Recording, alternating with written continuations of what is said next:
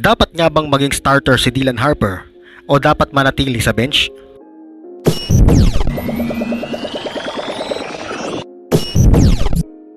Naging debatable issue kung dapat nga bang mag-start para sa Spurs si Harper o dapat bang maging backup of the bench player.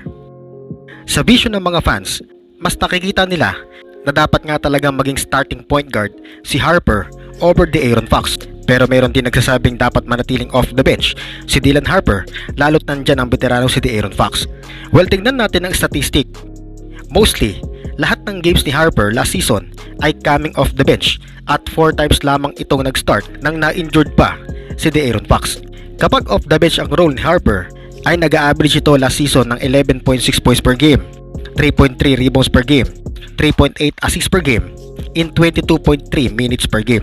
Samantalang kapag starting point guard ang role ni Dylan Harper ay 15 points per game, 4.8 rebounds per game, 4.8 assists per game, in 25 minutes per game. Kung titingnan ng numbers, mas productive si Harper kapag nasa starting point guard, pero hindi naman nalalayo sa performance niya kapag backup point guard ito ni De'Aaron Fox. Kumbaga, mas klaro na kapag starter siya ay nag-step up talaga.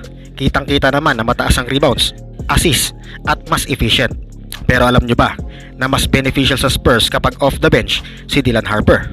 Well, mas efficient at competent si Dylan Harper kapag starter, pero mas impactful at impressive ito off the bench dahil siya lang ang bumabato aside kay Keldon Johnson.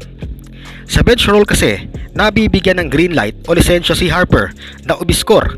Samantala kapag starter naman ito, mas facilitator lamang ito para kay Wembanyama. Actually, para sa akin, mas good si Harper off the bench. Parang Manu Ginobili lang ang blueprint.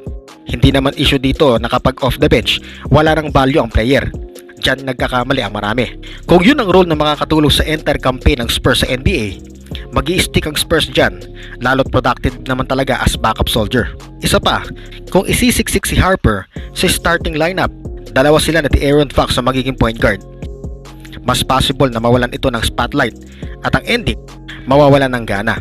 Well, para sa akin, mas deadly ang Dylan Harper kapag off the bench ang role. Kaya sa mga fans na nagpo-push na maging starting PG si Harper, medyo tingnan din natin kung saan ito mas bagay ilagay at kung saan ito mas mapapakinabangan.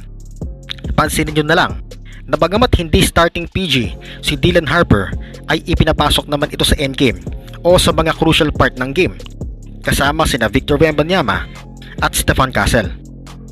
Kumbaga, ibinasi pa rin ni Coach Mitch Johnson ang diagram ni Coach Pop, parang Duncan at Parker sa starting lineup, then Ginobili as second unit.